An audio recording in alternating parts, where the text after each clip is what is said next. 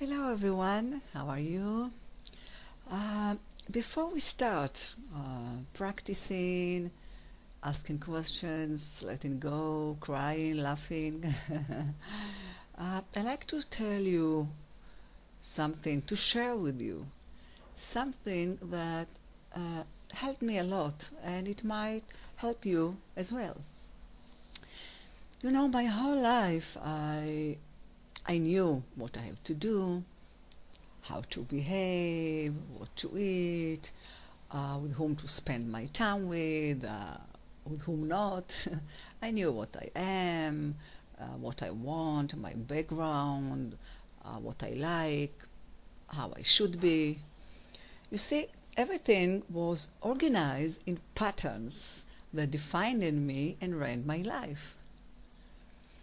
But one day, after many years of practicing and learning and teaching, I think I started in 1996. Yes.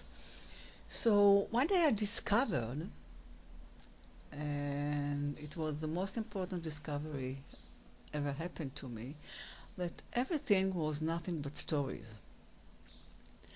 And the stories are actually what create the self and the future, the time. Stories create reality.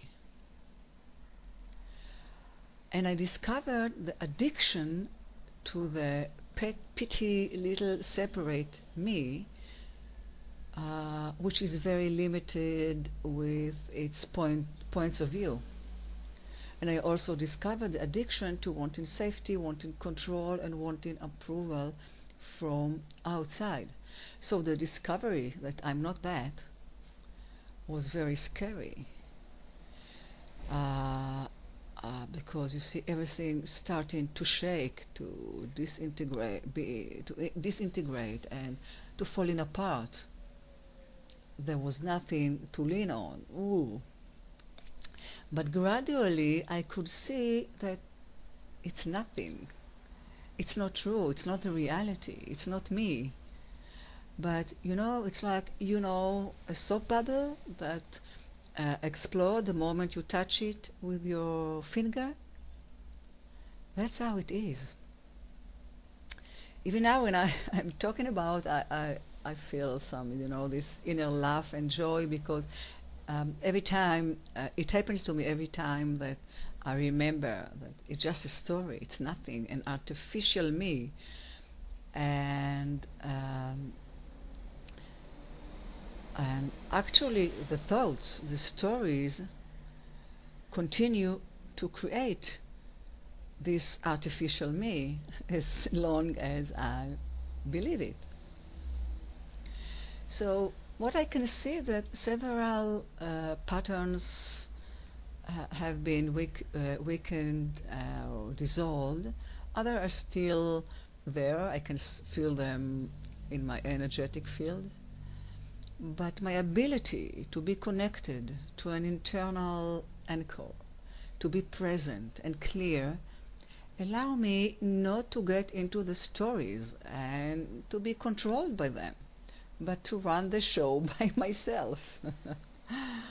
I allow myself to live with more uncertainty, because I found that uncertainty is the only certainty there is.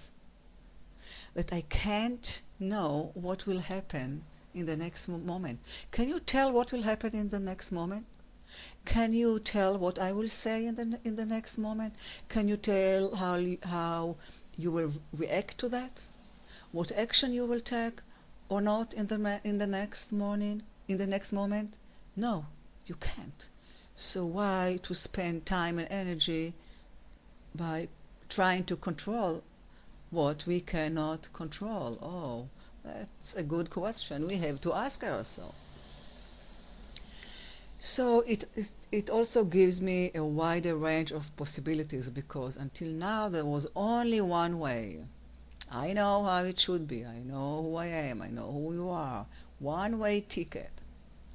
Now there is a space of contemplation and wonder, of curiosity and exploration, of open and allowing questions instead of resolved closing opinions.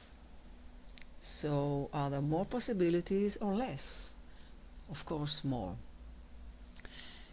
And yes, the fear continue to come from time to time, of course. But there is also much more ease and allowing. The ability to trust is growing every day, even if sometimes the mind, raises his head loudly and tells me, oh, you should be worried, you should be in control, because if you will not, you'll never have what you want, blah, blah, blah, blah, blah, blah.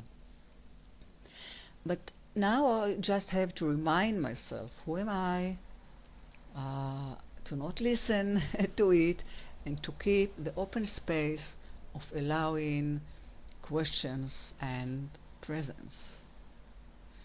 So now we can start working.